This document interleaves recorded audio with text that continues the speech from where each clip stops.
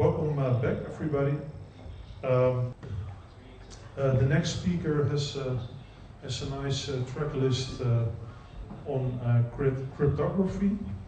He is a lecturer at the University College of London, and in 2008 he proved there was a backdoor, if I am right, in the MyFair chip, which is in everybody, in all your pockets, because if you have an OV chip card, it still is the same MyFair chip, which he proved in 2008 to be flawed.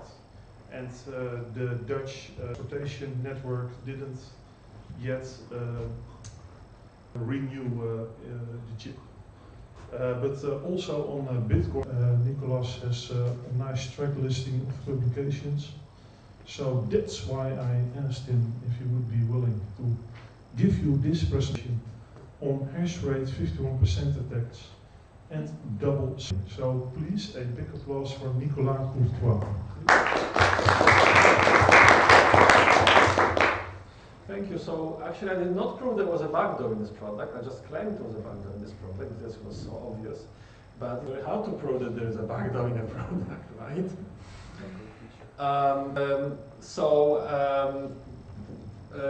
Today's talk is about the hash rate and about spending, and actually it's going to be related really to the previous talk. And I'm going to also dispute or comment on some of the claims from the previous talk. Okay. The previous talk was set up in a very idealistic, theoretical, and also innocent scenario. Like, you know, they are mining people there and they are not trying to do anything bad, just earn a little bit more money. Okay? But actually, the same people could be trying to revert some transactions, to sell some transactions in Bitcoin. And this changes everything.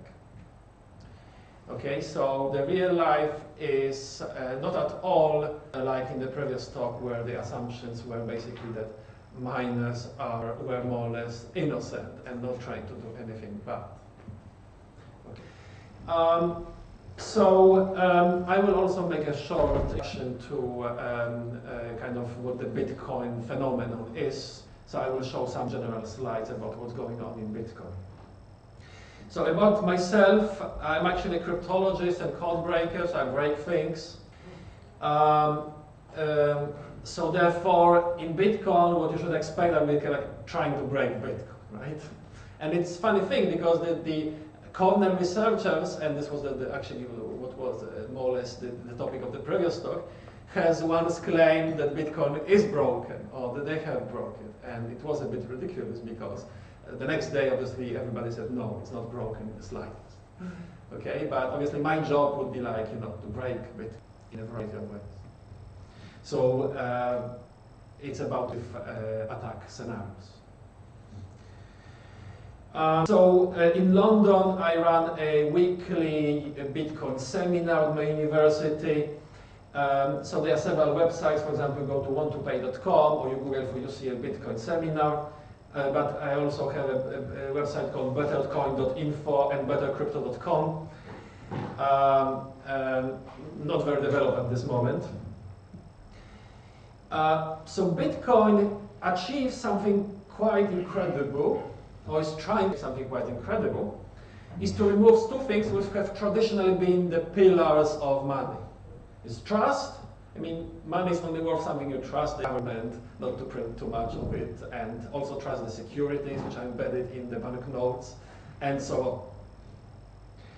So it's replaced by peer-to-peer self-regulation based on self-interest, maybe. And another pillar of money is legal protection, government protection, and policy. Unbelievably large amounts of money are spent to protect our money in our currency.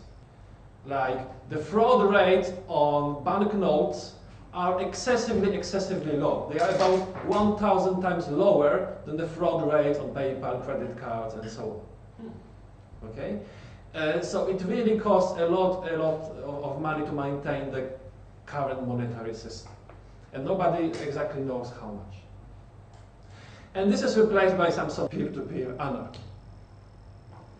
So there's no need to hire policemen, maybe, but maybe no need any lawyers. There will be a talk about this tomorrow, I think. So some people call Bitcoin Wild West of our time. Why? Because there's a lot of security problems and thefts, etc. So a large percentage of Bitcoins have been stolen. However, obviously, you cannot do what is like on this slide, like the age of Bitcoin is over. There's no undo for something like Bitcoin. You cannot undo it. So this guy has called Bitcoin the anti-social network, like Facebook or is a social network. This is the anti-social network. It's very fun. I liked it. But there's a question who is evil, okay? So some people claim that Bitcoin actually prevents the monetary tyranny, and it was much worse than Bitcoin before. Max Kaiser has a funny citation. Just thinking about Bitcoin makes you a better person.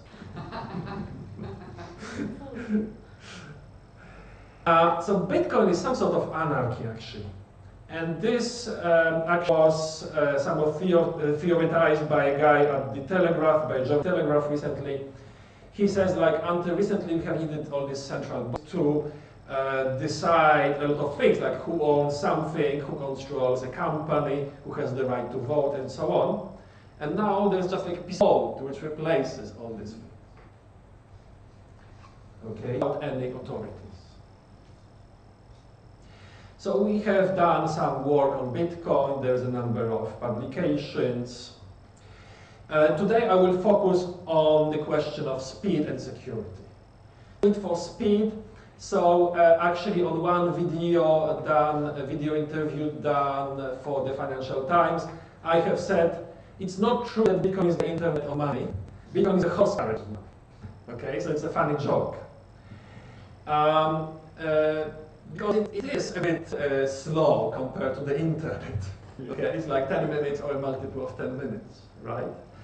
And many people say that, but there's another thing which I think I'm the only one who says that.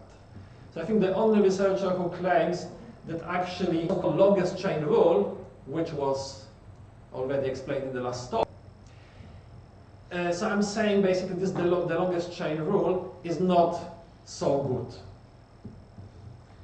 Okay, and the problem with it is this longest chain rule is used to decide simultaneously which blocks get accepted, which is fine, but also which transactions get accepted. And in current Bitcoin system, transactions are much, much faster than blocks. And therefore, you have this problem that the same mechanism is deciding about something very slow and something extremely fast. I mean, current transactions in Bitcoin network propagate like the median time is 6.5 seconds. And it could be much faster with some commercial network. It would be sufficient to just some Bitcoin nodes to be connected to some better network. It could be milliseconds or microseconds. We could have high frequency trading on Bitcoin exchanges. Very easy. Okay? But the current Bitcoin does not allow that. There is a big problem. In our papers, we describe a number of plausible solutions, but we also have some sorts of solutions. So our favorite solutions are more or less those that empower ordinary Bitcoin peer nodes, and particularly that give them some monetary incentive to help. But there's lots of solutions to this problem, which are possible. So there's something strange here, because normally I have spent like 15 years in cybersecurity research, and we always have like if security goes up, speed goes down, and vice versa. But here actually I'm going to claim that security implies speed. So if you improve the security, you improve the speed. So basically it's quite interesting that you have that on Bitcoin. Okay? And the main reason for that is that the speed problems which exist today exist primarily out of fear. I mean, the double spending attacks are not extremely frequent, but just people fear that they will happen, and this is why they wait for so long. Okay? So therefore, if you can make better security for double spending, immediately improve the speed and people will be able to readjust their policies according to their risk appetite and accept the current transactions just much earlier. Okay? So I will skip the introductions to Bitcoin because I think everybody sitting here more or less knows what Bitcoin is. But I have few facts. Satoshi in his paper in Second Life has explained to us that in the Bitcoin network everybody will be mining, it will be sort of network of equals. And this is not at all what we have. Okay? Currently in the Bitcoin network we have like three sorts of different entities. We have like almost like only rich people are mining because, you know, of the upfront investment which is needed. There's maybe like 100,000 active miners today. We don't know exactly. Okay. Then you have the peer nodes, and the real peer nodes are the full network nodes which accept incoming connections. So actually client like Bitcoin D takes like 20 gigabytes, you know, hard drive and consumes your internet bandwidth and so on. So recently it was like 13,000 full network nodes, and recently this number is going down to like 5,000. So there's like panic, like every month the Bitcoin peer network is declining and declining. And it has already reached a very low level, so that Bitcoin is already at the edge of extinction. Okay? So this is quite interesting. So we have these different entities. Here's the transaction lifecycle. We also have wallet nodes, by the way, people who have wallets, so they are going to generate Bitcoin transactions. And they don't have to be the same as peer nodes either. Especially if you have a mobile wallet, you know, it's not going to stop full blockchain with 20 gigabytes. Okay, so wallet node is going to send the transactions to peer node, propagating the network, and some of these are going to be captured by the miners because the number of miner nodes is actually, in theory, would be large, but because miners mine in pools, actually is extremely small. The nodes in terms of capturing the transactions, which are going to be mined. And then miners burn it into the public cloud, basically. They literally burn it like you would burn a DVD. Okay? And then it's going to be distributed to everybody. So this is the transaction lifecycle. And like, if you look at the stats, the number of peer nodes is decreasing every month. Okay, it's pretty bad. And this is because Satoshi just forgot to create a monetary incentive for people to stick around with this network. This kind of, you know, utopic network-based voluntary participation, but at the end people switch it off because it consumes too much time. Okay. So I'll skip a few more slides and we go to important parts. So the essence of Bitcoin technology is the blockchain.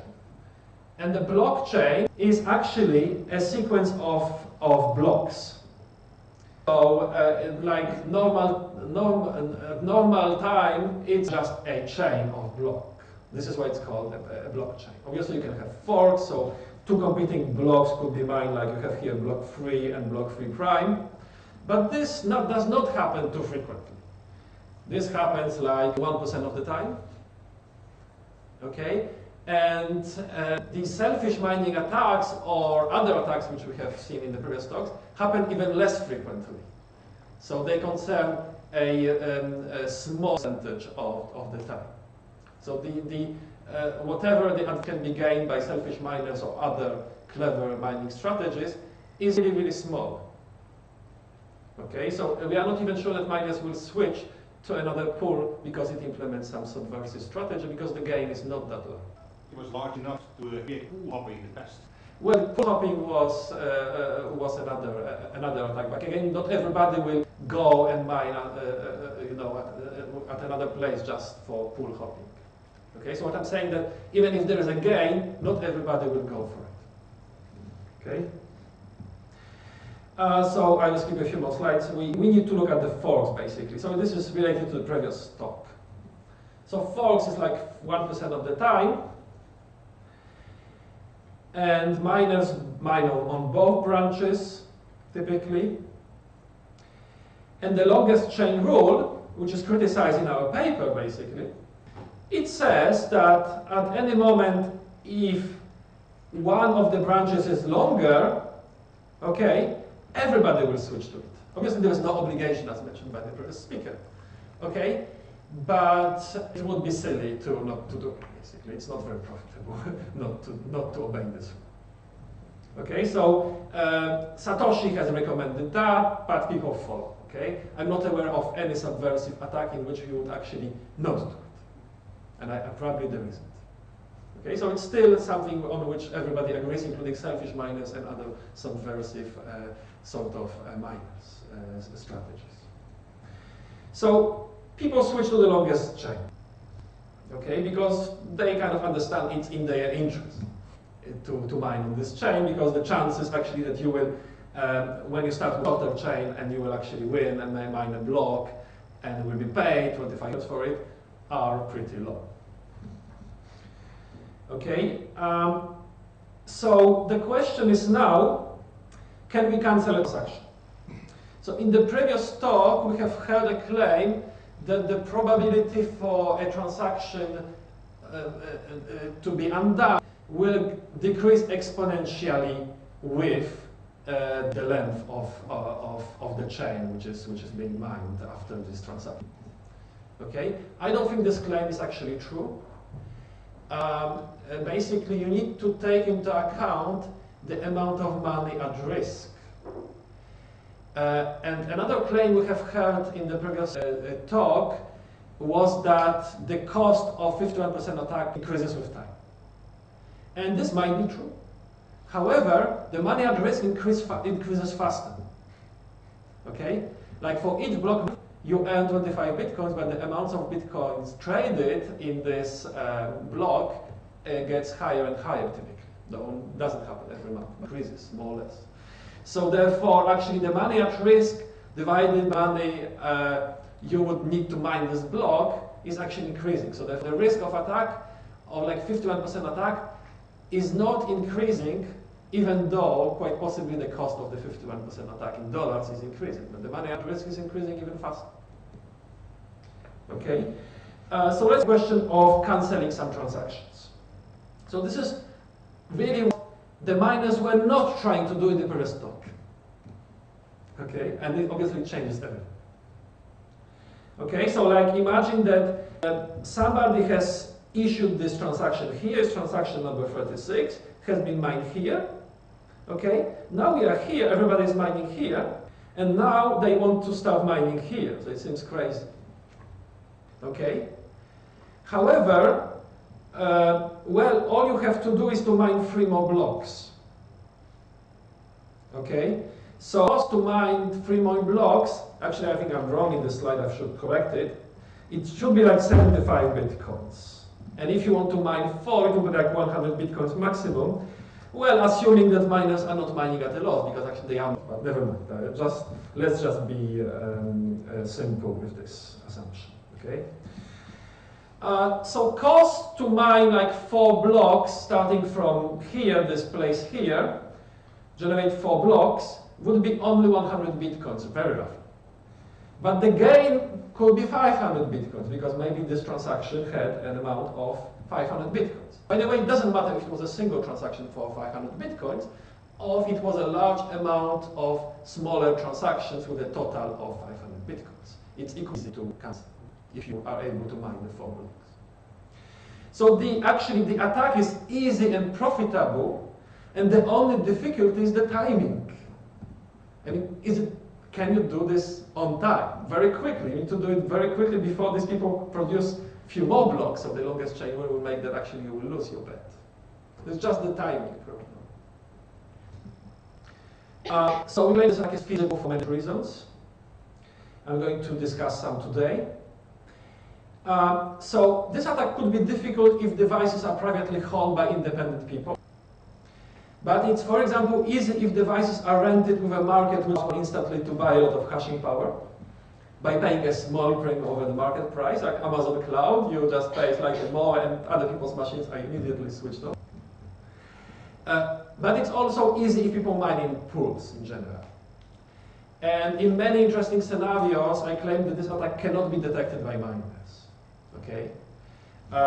So it's not always that the miners will ever realize that they have been a part of the attack. I will explain that a bit later. So is it a 51% attack? Yes, a sort of 51% attack. The problem is that the bag in which you can put also attacks, which could be called 51% attack, is a big bag of different things. Okay? So 51% attack, yes, but it's a specific 51% attack. And it's a super misleading name by the 51% attack. It's easy to see that it could be 500%. It's not a number, it's 0%. Some scenarios with 500% are described in our paper. Okay? Yes, 51% attack. So here is what Satoshi wrote on 51% attacks, section 6 of his paper. So if a greedy attacker is able to assemble more CPU power, okay, then all of the honest nodes, okay, so we have like an image of a powerful greedy attacker, okay? He would have to choose between using it to defraud people back his payments or using it to generate new coins, what Satoshi says. He ought to find it more profitable to play by the than to undermine the system and the validity of his own wealth. Like, probably Satoshi thought that he was going to become a wealthy person at that moment. This is mistaken, okay? Satoshi failed to see that the key problem is the control or abuse and not ownership of hash power, okay? As it was already mentioned by the previous speaker, okay? So the control abuse mismatch and ownership, obviously. So it's not true that attacker has to be wealthy to do this sort of attack. Not at all true. Okay? Have to be powerful. So it's a classical man-in-the-middle attack with doing lots of these things in the So what they need to do is just to hack a very few pool manager servers. Currently just 10 servers will give you 75% of the hash power in Bitcoin. Just hack 10 servers. Very easy for the NSA. Okay? And you can freely abuse miners, basically. More or less. Okay? And there is another kind of mistake in this statement. Okay? So Satoshi here says, like, he would have to choose. Like, he has this choice. Okay? So instead of stealing back his own payment, okay? Actually, this honest choice doesn't exist in practice, in most scenarios. Okay? So in typical mining scenarios, the attacker does not control the money from mining, and there is a fundamental technical reason for that. Okay? The whole process of mining exclusively the public keys. Okay? But to get the money, you need the private key. Okay? So in most mining scenarios known to me, the attacker who is able to attack the mining process and do 51% attack will just not get the private key. For example, when I have a mining machine at home, it will be sent to temporarily to a Bitcoin address on my mobile phone, and basically the private key is on my mobile phone. Okay, and then I can do things with this with the money. Okay, but temporarily it's on a different security domain. If you hack the whole mining environment at home and the mining pool, you still don't keep the private keys on another device. Okay, and this is the case more or less in existing mining scenarios. There are exceptions. There have been attacks actually recently publicized in which the hackers have been able to get private keys, but it's not common. So the honest option claimed by Satoshi does not exist like in 99% of the cases. Okay, so therefore the miner wants to do the dishonest option, actually, the attacker, sorry, wants to do the dishonest option because he doesn't have the honest option. Okay, there's an interesting question here, is the question of dominant. This attack will not work if Bitcoin is dominant and uses more hash power than all other cryptocurrencies combined. Or actually, there are also scenarios in which it will work. For example, you create your own new cryptocurrency from scratch, and you subsidize it a little bit. It's small market, very easy to manipulate. It goes up. So people immediately switch from Bitcoin to your cryptocurrency. Okay, you just do it for 1 hour. And you have huge displacement of hash power to your new cryptocurrency. It happens automatically now. There's a lot of pools will switch you automatically. So then, when you want to execute the attack, you start with a smaller hash power on Bitcoin. You just bring it back, and this is how you can achieve 500% Bitcoin. Okay, it's very easy. And you just do it for 1 hour. By the way, all smaller currencies are more vulnerable, much more vulnerable, because the hash power attack there does exist somewhere.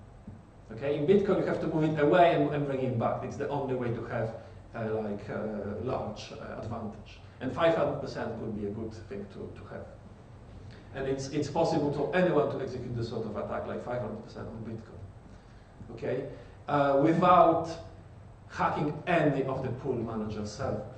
You just create your own cryptocurrency, you just switch to mine it, and then you bring the hash power back, but you redirect it. Okay, so there's a lot of interesting subversive scenarios with the direction of hash power in different directions. So we go back to the longest chain, which I criticize. So longest chain rule is actually quite interesting, because obviously it's a simple and elegant way to solve it. So Satoshi was certainly a genius to invent it, because it's nice. We like simplicity in science. Okay? What is interesting about it is that this longest chain rule was probably designed, or should have been designed, to work in extremely poor network conditions.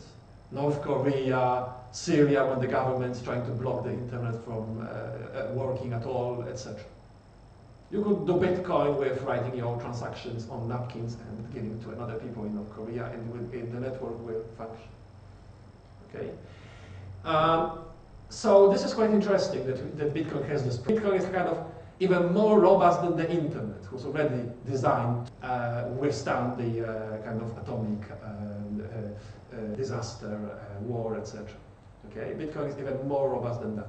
However, normal people, they have fast networks. So normal people could do something much better than this. Okay, so I claim that the longest chain rule is not good for normal people, and you can do better. Okay, we have some ideas, but in general it's an open problem. What exactly should be done? These are conservative reform proposals, by the way, because there are also proposals in which you would make the whole block clock tick much faster than like 10 minutes. This problem will disappear if you make it click much faster. So these are conservative proposals which change the fact that one block is generated every 10 minutes. It's not the only possible solution. So this chain rule is problematic. It somewhat violates a lot of well-established principles in computer science. For example, the least common mechanism by Salzer and Schreiber. Okay, because it's used both for transactions and for blocks, the same mechanism. It also gives current Bitcoin extremely poor network neutrality. Okay, so miners have excessive discretionary powers. They shouldn't have such powers. So it leads to unnecessary instability and slow transactions in the current network. Okay. So we have heard this claim in the previous talk that the Bitcoin is much more secure now because it has this huge hash power. And this is what another guy, Sams, writes. The amount of capital collectively burned hashing fixes the capital outlay required of an attacker to blah blah blah do a double spend attack.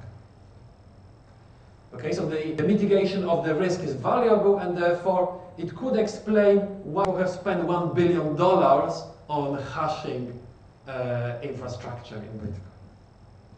Like, yes, because this is like the wall of Bitcoin which protects us against the NSA and Russia and so on. Okay, but actually this is mistaken to believe that this. It's mistaken, I would say, in theory. Okay, I think future research will show that you don't have to have very large power to build a secure cryptocurrency.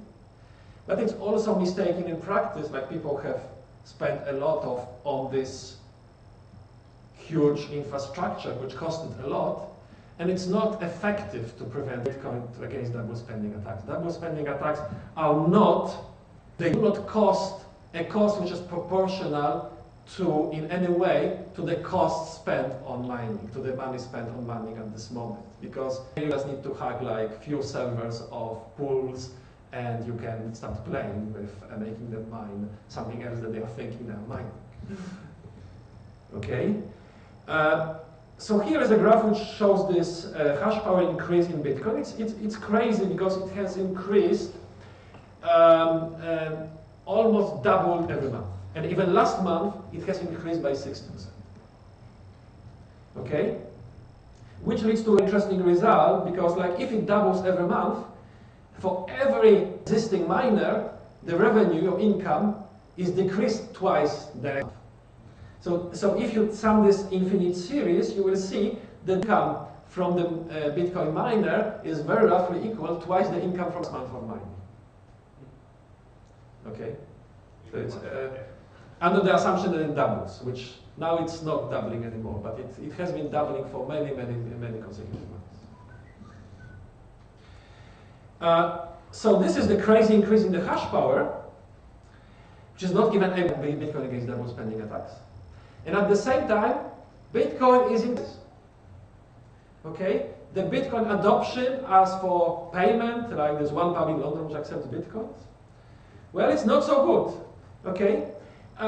So there is a lot of mistaken data on the internet and wishful propaganda. This because in a lot of data on Bitcoin transactions, people count the amounts of money people return to themselves. So the data are not real. Okay? So I have tried to find an alternative way to measure the success of Bitcoin. And this alternative way is the fees. How much people are willing to pay to use Bitcoin. And this is decreasing. You see? It's not going up. So Bitcoin is not making a good progress in terms of being valued. Peer network is declining at the same time, so we are in trouble. By the way, it's quite interesting, but you know, this research about selfish mining and Cornell researchers, Seaver, I have been looking at their blog, and I have found some very interesting statements on about 51% attacks. So I wanted to cite them. So here, one of the two authors of the selfish mining paper claims that a 51 miner does not have 51% of the vote for whatever purpose. So they say that Ghash, which recently has reached 55% actually, Ghash has just as much say over the contents of the blockchain as do I or you or anyone else. So I statement really strange. So I would like to know if there is anybody in this room who thinks that this statement is correct. No. Okay. And another one from the same blog. Okay. Miners are subservient entities who must follow the decision of the Bitcoin community. Anybody agrees with this one? No. So I think that the first one could be explained, like maybe in the long run, like over the years, you know. But the second one, I really don't see how this could be. So actually they claim specifically that really the miners have no power, and the people who run the network, the users of Bitcoin have the power. But it's simply not true. Miners have the power. Okay? And if you look at the mining intent, what goes into the block which is being mined, okay? What enters here is, for example, the number of versions of the Bitcoin spec. Currently 2. And basically, to change the Bitcoin spec, well, you go to version 3 and you mandate some different new version of Bitcoin. And then miners could mine with this version 3. But now imagine that the miners do your change. Okay, like for example, we decided that 21 million now becomes 1 million Bitcoins. And the miners say, no, we don't agree. Actually, they should agree to mine more, but, well, they don't agree. Let's imagine they don't agree. If they don't agree, they're just going to reject all blocks with version equal to 3 forever. The miners can very easily maintain the status quo in the Bitcoin network, even if absolutely every single peer-to-peer network node has already move to version 3, but you know, they have to tolerate both versions for a long time as a transition time. It has happened before, like the transition between version 1 and 2 has happened before. And during that time, the miners will maintain the status quo. They will never move to version 3. They will just reject these blocks. Okay. So, and if one miner accepts this block with version 3, the other miners will refuse to mine on the top of this block. Okay. So if you don't have a majority of miners, you cannot reform Bitcoin. It's not true what Cornell researchers claim. Okay. So there is another very interesting remark about this picture, which was also remarked by one co-author of mine from Israel, but we kind of remarked it earlier, so in one of our papers it's written that he has also remarked this. And it's a very interesting remark. The very interesting one is that in this double hashing process, the nonce enter second hash. Here's the second application of SHA-256. Here's the first application. However, the version number, the hash of the previous block, and the hash of all the previous transactions enters almost exclusively the first hash. And this has a lot of very interesting implications. So for example, in the mining process is that you start with something, okay, and then you adjust the nonce. So basically the miner just have to run this thing in the loop, but this one is already computed. Okay? But if you do that, well, it's quite interesting because you can now cheat the miner, for example, to mine something free or to accept some strange transactions. I mean, the miner who's doing this very fast loop doesn't have to know on which block is he mining.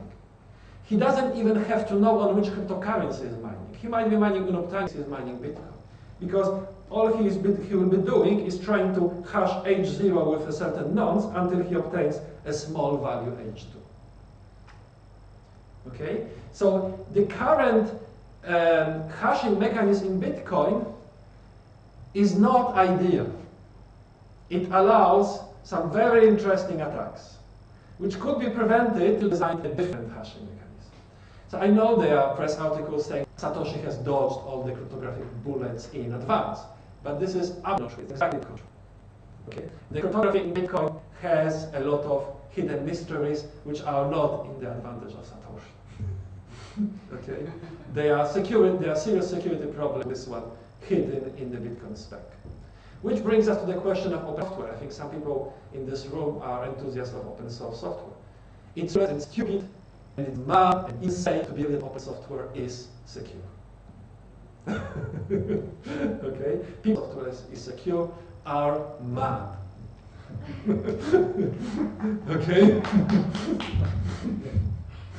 Can I ask a question on that? Yes. I'm very much enthusiastic about open source software. Yes, So I I'm thought liking so. that side. At the same time, I also try to be very realistic about it. Yes. I've used open source software that is, for example, perfectly designed, that you know there's bugs and there's things that should be made better.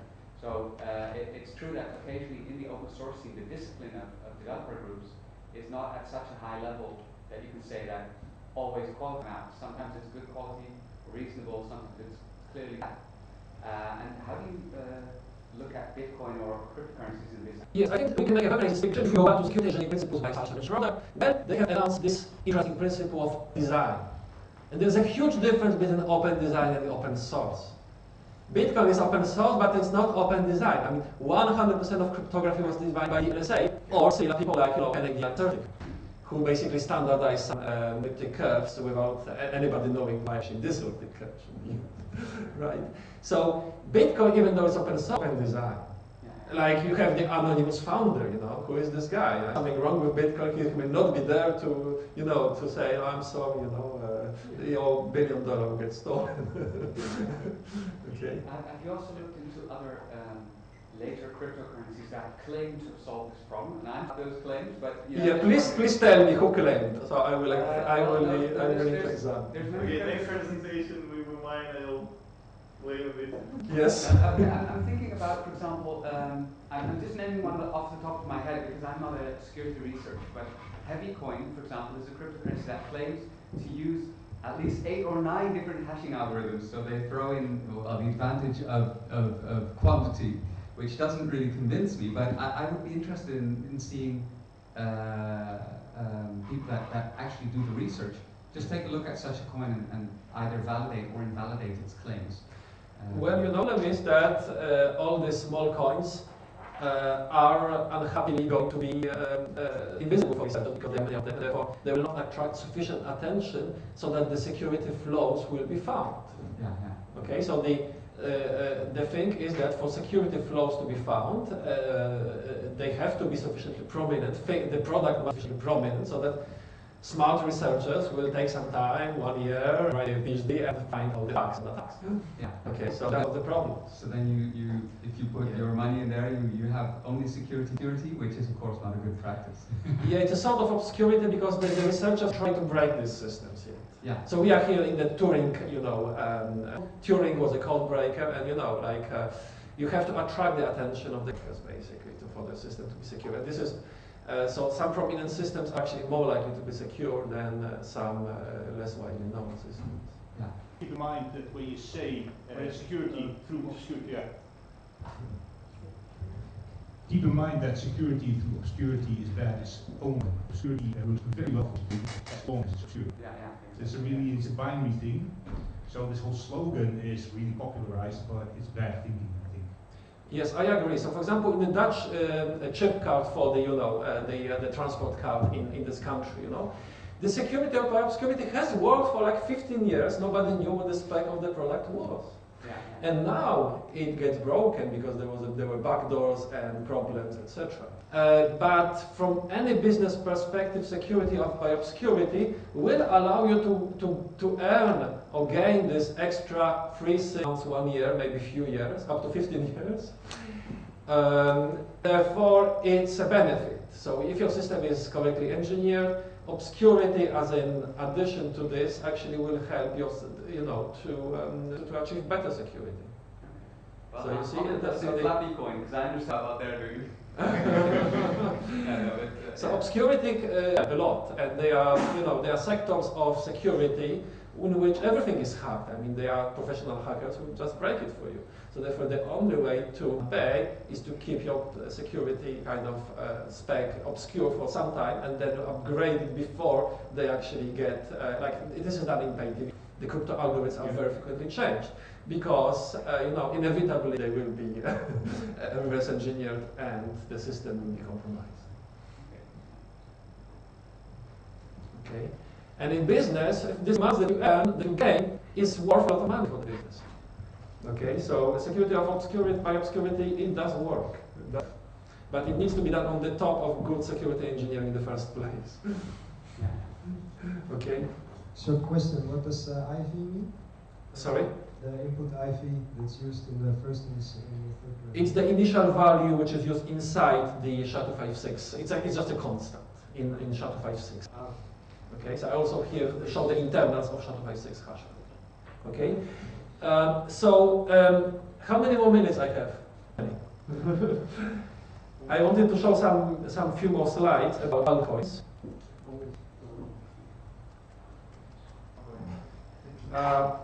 So you know, I have written these papers about self-destruction of cryptocurrency, which hypothetically happens to Bitcoin, but it happens for altcoins actually. Okay, and it's partly due to the longest chain rule.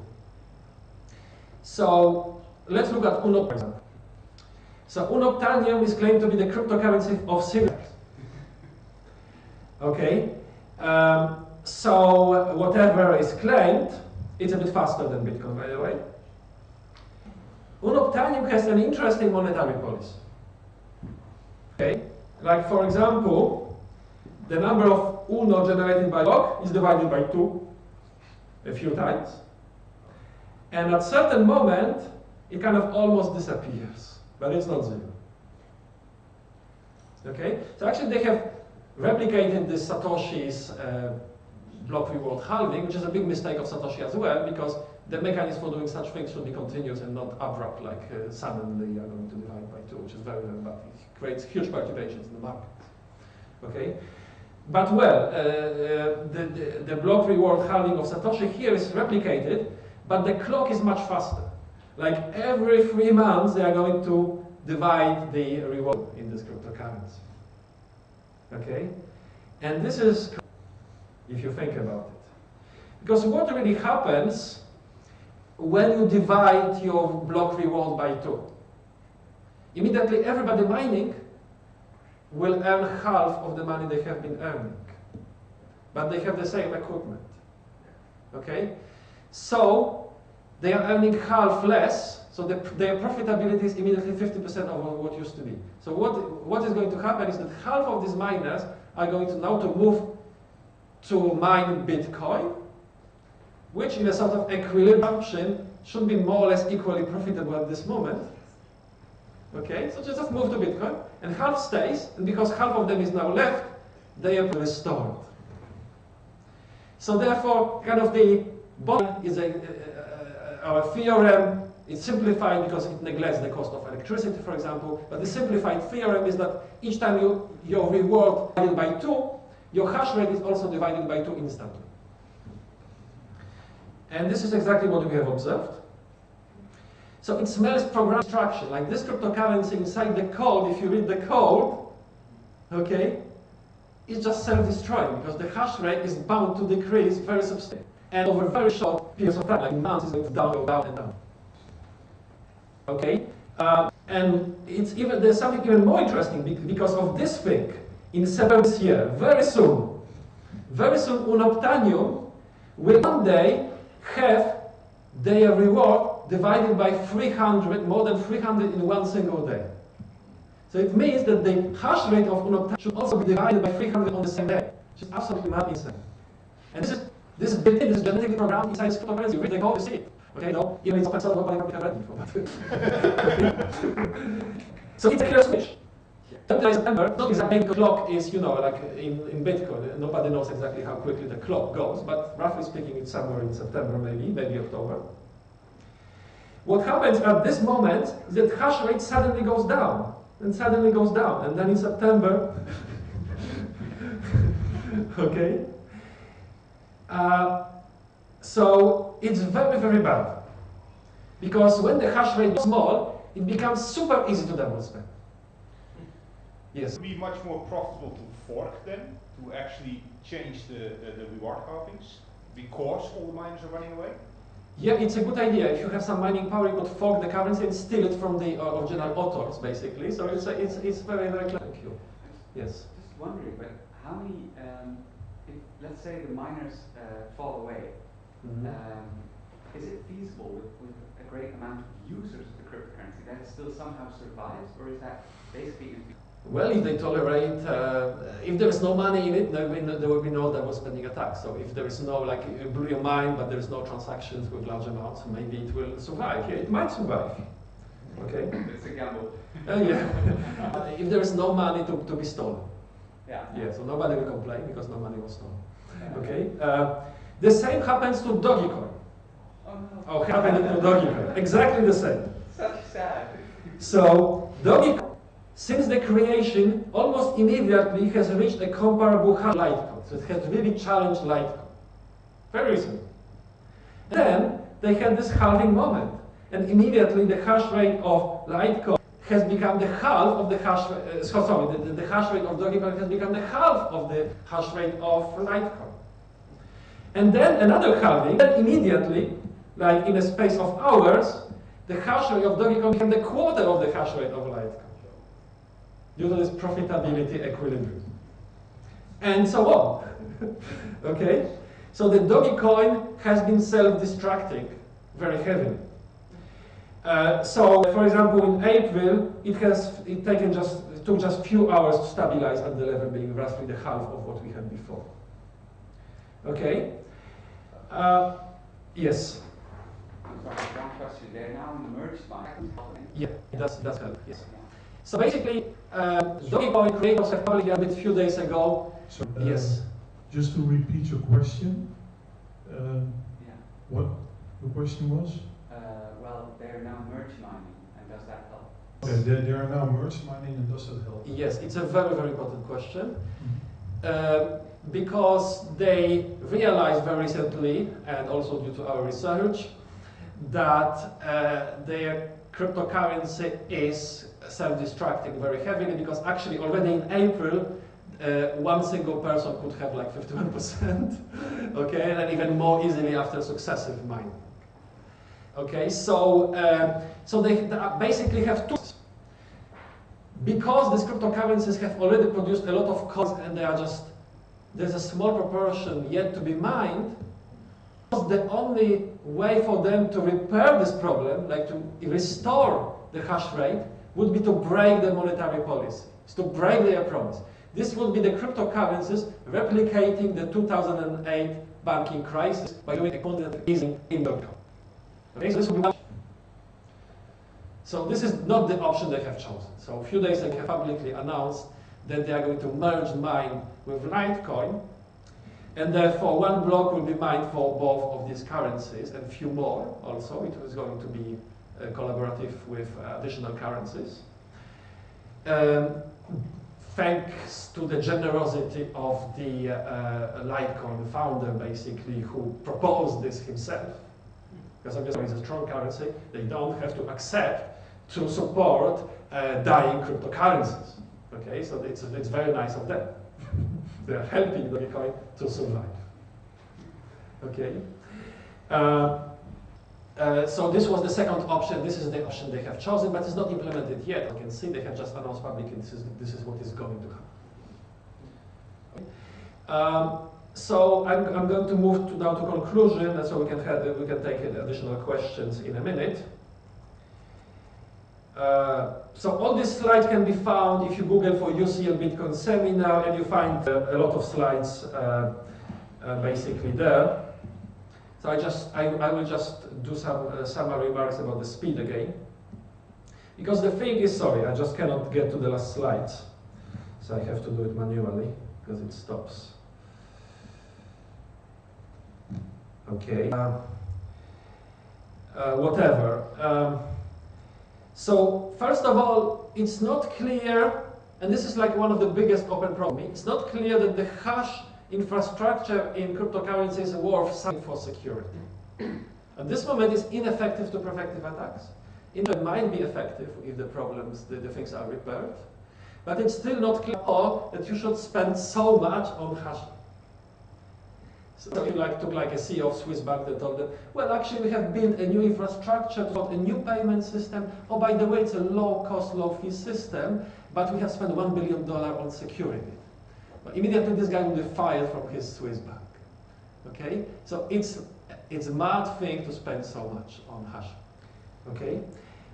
So this is one of the big anomalies of current Bitcoin, that so much money was spent. Okay, in my opinion, it's neither necessary nor sufficient to ensure Bitcoin security to have large hash power. But when you say if it's not necessary, you are thinking about proof of stake.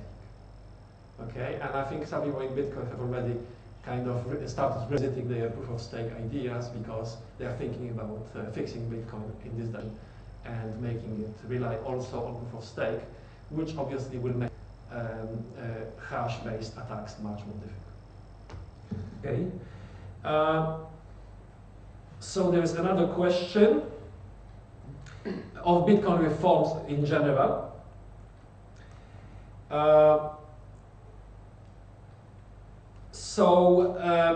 We propose a number of reinforcements. I will almost kind of spare these things. You can read our papers. But basically, we claim it's possible. There's a number of methods to make the manipulation much harder.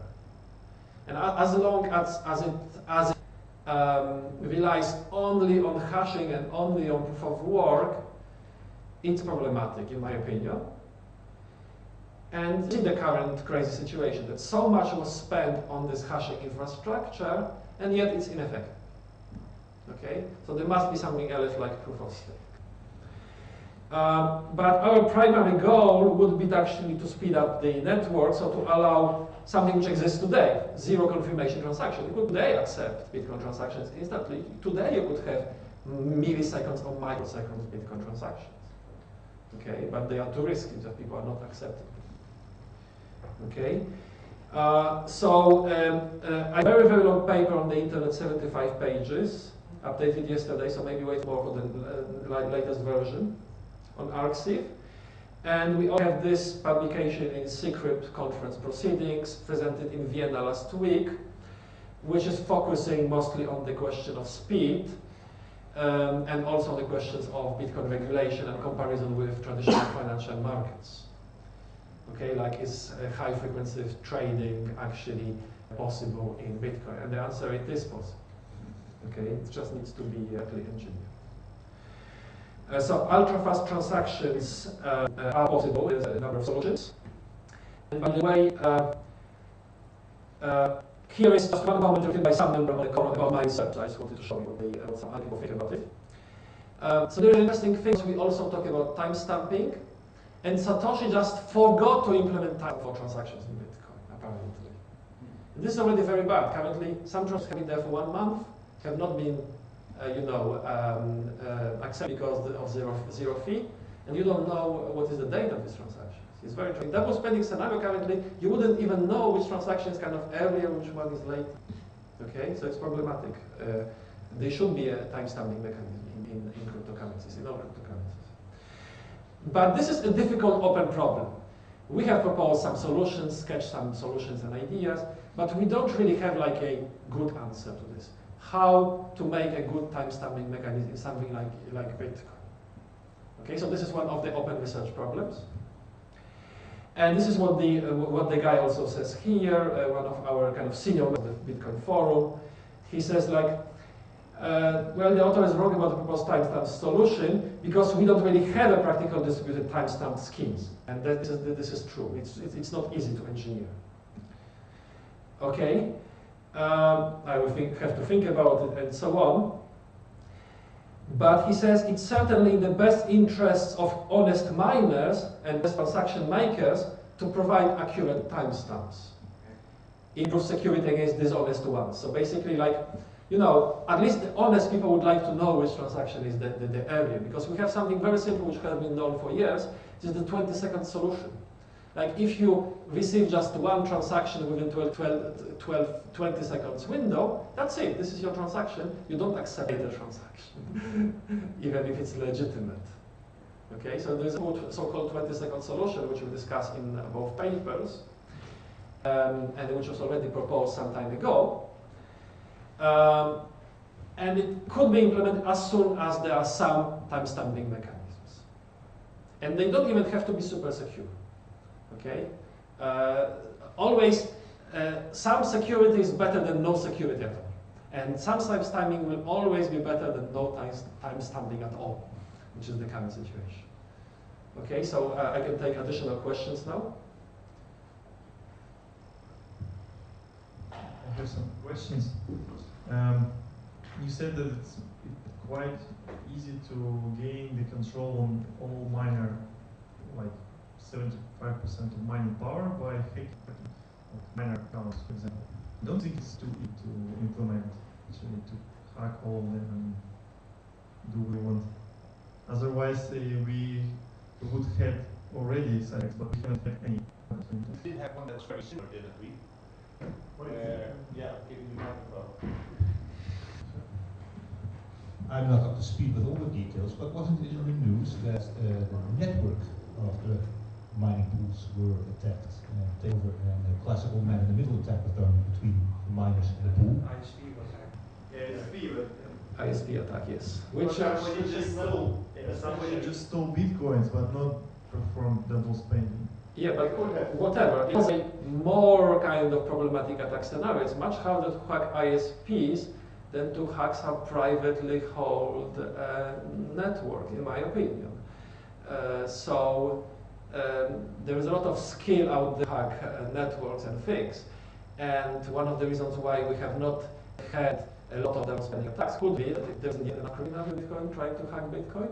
And secondly, people like Ghash, obviously, they are trying very hard for this not to happen. Yeah, just and I think that technically you need not 4 confirmations, but usually 6, and to control the power during the 6 confirmations for 1 hour, it's really complex. Just miners will notice, and I know the miners they read news, and they as soon as some miner pool gets 51%, as it was with Ghash. It has happened. Yeah, now it has 32 or whatever, something like this. They join the pool. Yeah, but it's a mistake. Again, there's a lot of scenarios in which the miners will be abused to participate in this attack, and they will not know about it. So Yeah, but you know, they will know. No, they will not. They will not. Because you generate blocks, you can see which actions. They don't see the blocks. Yeah, okay, miners will not see the result of mining, you will see the result. As soon as the first block gets out, see that either any concurrent or orphan block or not. Do you think computer starts to beep when that happens? Sorry? You are assuming that miners are doing extra work of checking. Yeah, people do. No, but by the time that people do it, as you say now, that's too late. It already happened. And it's going to happen again, and then people notice it, and it happened. And nothing is going to counter that happening, even though you see it. I don't think so. I just think that the first time, it never happened before. So we can't say it's easy to or it's not easy. It just never happened. I'm sure miners have prevention mechanisms. Miners, miner pools and individual miners. And the community is really active. So yes, a lot of people just provide their solutions, but as soon as miners don't think at all about what they are mining, they don't care about their bitcoins. But usually they care. But they care. They have their holdings as well. So they should care about their bitcoins. So they should look on the network.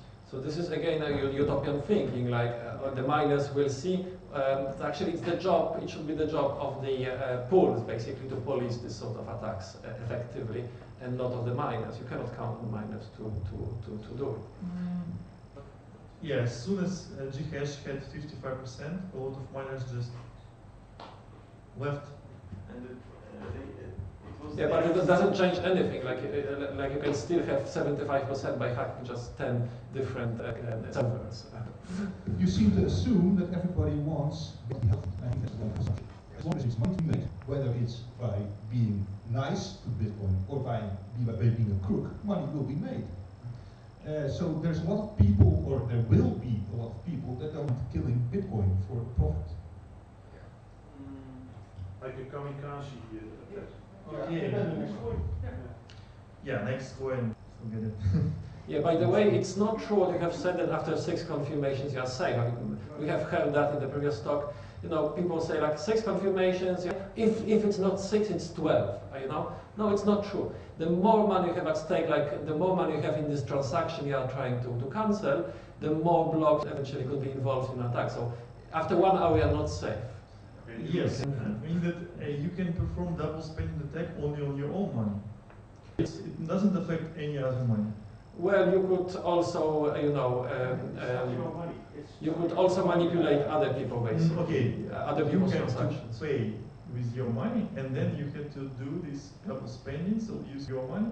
So you should have a huge amount of bitcoins or big amount of bitcoin to perform this attack. Otherwise, it's just useless.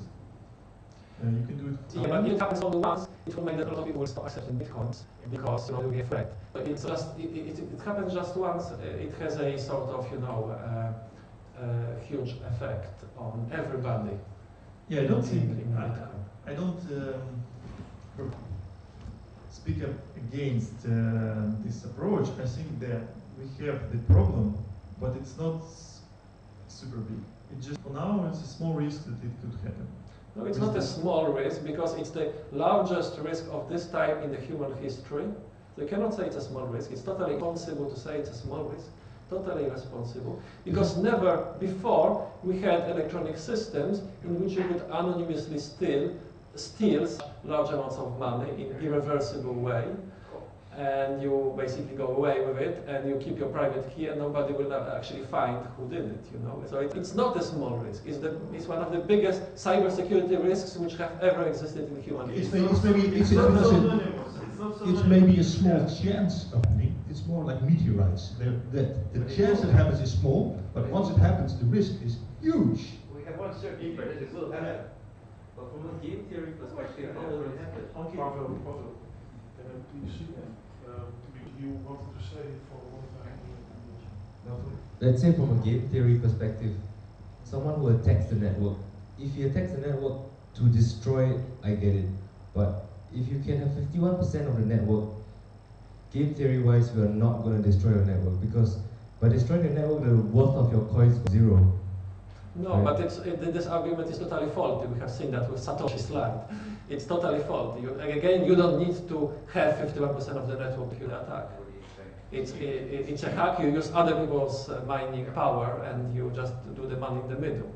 So it's not about having 50% of the network. You mean that you do risk the worth of your own money, but because there is a synchronicity between your own percentage of mining power and the money you have, it shouldn't be so self-destructing as it sounds to be. Well, no, this is not what I meant. I meant that you don't have to own anything to execute this sort of attack, and therefore you don't have the honest option, which is the one claimed by Satoshi, and by you as well. But you will need the hardware, right? No, you don't need any hardware. So you don't need you use other people's hardware. Oh, okay. With stories, you can probably hack it already. Yeah. Just by talking. It's a classical man-in-the-middle attack, and it's totally impossible, by the way, when people say like you that this is more risk, I hear it every day, and it's also a big problem that in a Bitcoin Foundation and the Bitcoin developers, there isn't a single professional cybersecurity specialist, there isn't a single guy there who is a info security expert. Okay, so they are risk takers, and this is what one guy Todd has recently written, why I'm 50% of my bitcoins, because these people are not basically trying to improve the security of Bitcoin, and it will take a disaster before they do something. Okay, so there is a huge problem of current supporters of Bitcoin not doing the most basic thing, which is preventive security engineering ever. They don't even do it on performance questions. Like, they are not even doing enough to answer the future questions, like when blockchain becomes too large, or what happens when we want to have more transactions in one single block. These things have to be planned in advance. So I think there is a total lack of preventive security engineering, lack of preventive engineering in the Bitcoin community.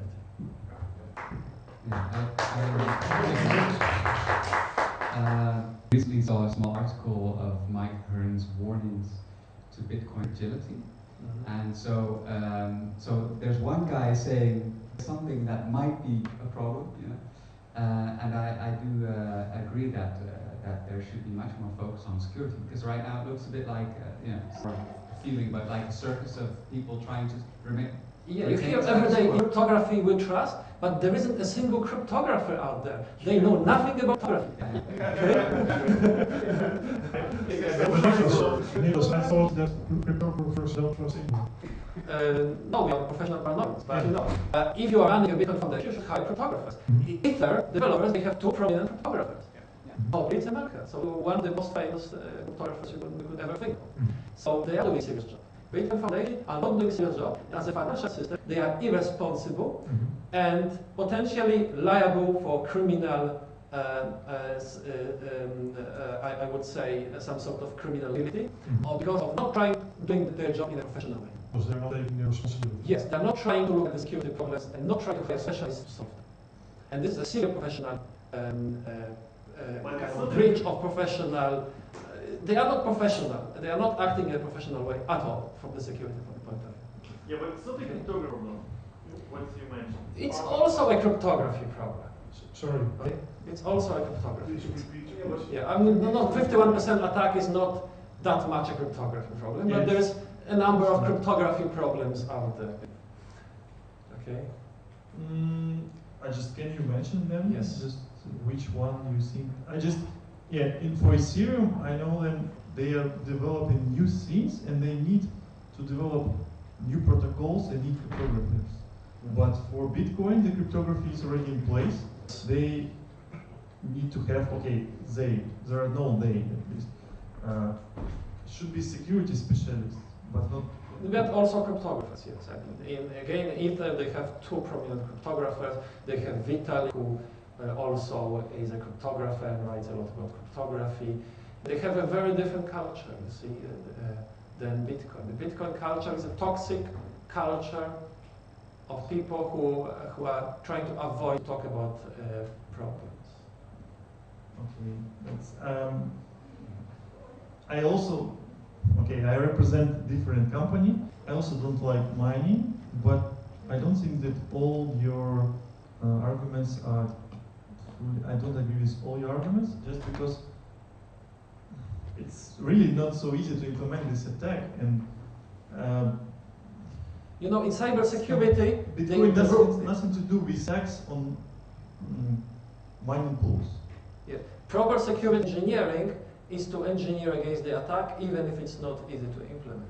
So it's a serious, if you are a professional security professional, you protect against the attacks, even if it's improbable. If you can, obviously, if it's not too costly.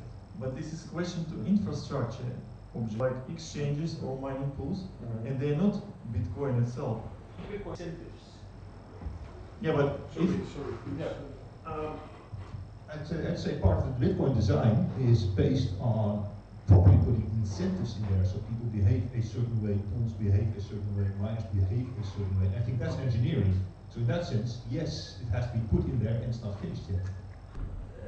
I agree that Bitcoin has some engineering flaws in terms of incentive, like mining pools and whatever, but it's not a problem of Bitcoin.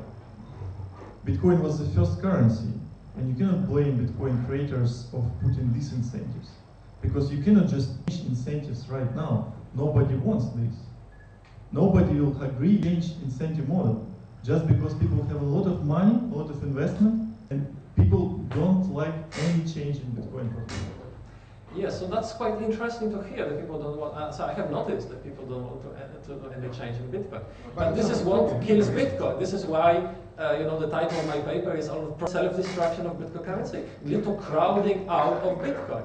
I mean, not happening today or tomorrow. This is a slow process, but this is precisely what leads to destruction of currencies, that they are not trying to be better. Remember Yahoo? Yahoo used to be the biggest on the verge of becoming the biggest company in the world, and the search engine was 3% of their business at that moment, and they said, we don't care about improving our research, and then Google basically stole their business. It's the crowding out effect of, if you're not good, something else is going to take over. They are trying to be good.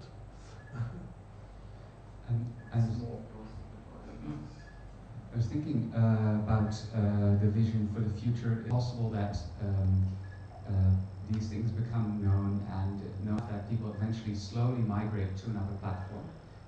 In essence, there isn't another platform at this moment, in my opinion, who will be able to compete with Bitcoin. So that's the problem. Stuck there. It's like, people have spent years complaining about Microsoft, but there wasn't an alternative. When the alternative existed, people have moved more easily. So the problem is that there isn't an alternative, and therefore, at this moment, which will be sufficiently good or prominent, etc. Not accepted, for example. Because there are a lot of interesting experiments going on. Perhaps several of them would be viable. I don't know about them, but then they don't have the network effect. So the network effect makes that Bitcoin is the situation of natural monopoly, but it's the same thing like telcos or Microsoft or many other sort of bad monopolies we had. It's the same story again and again. Bitcoin is this. It's good, as some people say. Bitcoin is just enough to stay there, but at the same time it's very, very bad from the engineering point of view. Like if you ask any specialist, they will tell you, you know, what are their favorite 20 things they should be changed through Bitcoin. So to follow up on that, is it maybe wise to actively start to kill Bitcoin, to go beyond just the security aspects, but also into the media and publicity, and actually start to push for toppling it over, to push for change, so that we level the playing field a little bit, so more alternatives come floating a little bit higher and make it a little bit more viable? Well, I wouldn't advocate such things, you know, so there are many people who propose different solutions. I wouldn't advocate such a solution. One comment. I generally agree with you that Bitcoin is destroying, and one big sign of it is, I would say, number of transactions, not just the fees amount, because fees amount has fallen due to reason of Bitcoin price, so that's normal. But number of transactions in the 2 years has risen only 60%. Yeah. But in the same time, like Coinbase, BitPay, they announced like 5 million wallets, 100,000 merchants, but all the transactions are done off-chain. So they don't actually post transactions into the blockchain. Yes. Because for them it's cheaper, faster. Yeah, so the off-chain economy is a question which is not widely known exactly what's going on there, so it will be interesting to see the figures in the off-chain economy. But you know, the image is not excessively good, and Bitcoin is in crisis at this moment. And I think that off-chain means that they don't like Bitcoin. No. Because they, I mean, don't like the technology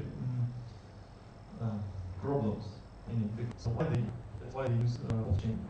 I represent a store, for example, and we have completely different approaches for people. So we don't have mining, whatever, and all such things. But I don't think that Bitcoin will die so fast. No, it's rather something, the crowding out effect could take decades, possibly decades. You know, it's not something because it's very bad that declines automatically. Yeah. So potentially this kind of, it's written in my paper, you know, potentially Bitcoin could be exempt from this self-destruction just because of its prominent position and network effects.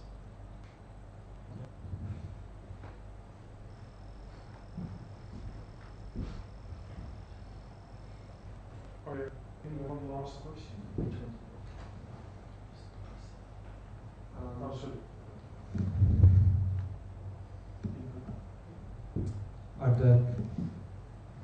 You mentioned very shortly a proposal, maybe an alternative to the longest chain rule. Well, we don't have a very good proposal like to replace the longest chain rule. Basically, we are trying to work around it to add additional securities which work at a fast speed than the rule itself. So it's really a conservative approach, not changing the speed of at which blocks are generated, and not trying to really change or totally reform the chain rule, but rather to add mechanisms to basically be able to know which transaction should be accepted. Timestamps is one of these. Timestamps are basically a necessity. They do not solve the problem. They are just a necessity, you know, like to be able to take certain decisions about.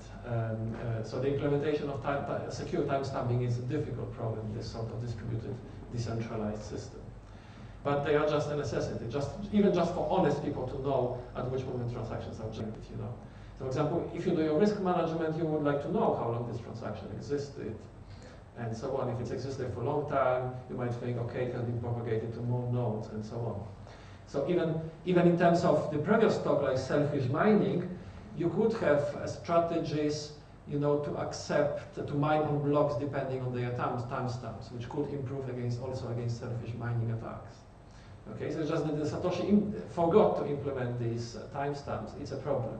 Now you could just have burst timestamps, and then you go towards secure timestamps, which would be guaranteed in some ways by either work or proof of stake mechanisms. Thank you. Okay. I'm not saying the timestamps solve problem, but they are a necessity. They are prerequisite for many solutions. Is there really one final question? Yeah, because we have to be out here at 5. Oh, so we can run already. Yeah, let's run. Now then, we'll leave it here. Okay, just one remark of me. You mean kind of like a time out on a timestamp, that if it doesn't get, if the transaction doesn't, oh sorry. Is it a If the 20-second transaction solution? doesn't get approved within a day or an hour or a month, then it is simply, it is simply not approved forever. Well, no, this is not what I meant. I could have done, but the main thing about timestamping is that you could implement the so-called 20-second solution. So basically, you wait for 20 seconds. If there is no second transaction, people will already assume that there is no double spending, and if later the second transaction comes much later, it will be rejected by a lot of people because it comes later. So it will be very easy to reject one of the two transactions in the case of double spending, which is impossible if you don't have timestamps. You don't know which one to reject. Okay.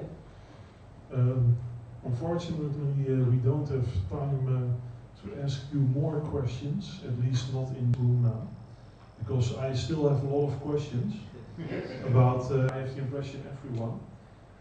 For example, about the 21 million limit, and also about the hash chain, because I personally don't understand how the timestamping, because they say it's somehow timestamps, but I don't understand how it works. But I mean, it doesn't have to be answered now. Or we cannot answer it now, but it's one of the things I wonder about.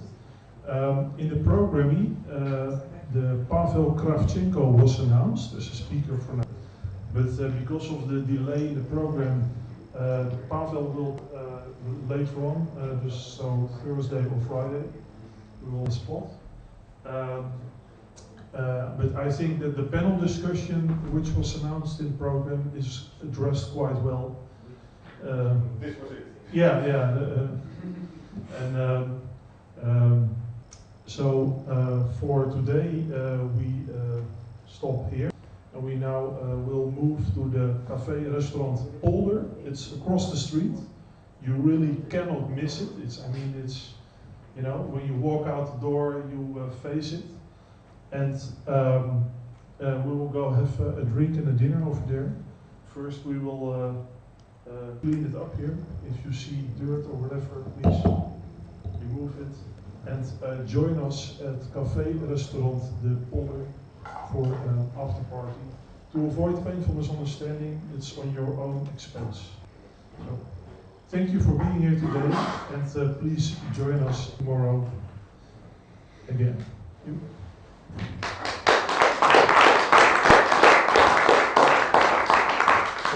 So I completely forgot also a big applause for Nicolas Courtois and for for giving his presentation and practically leading the panel discussion. Thank you.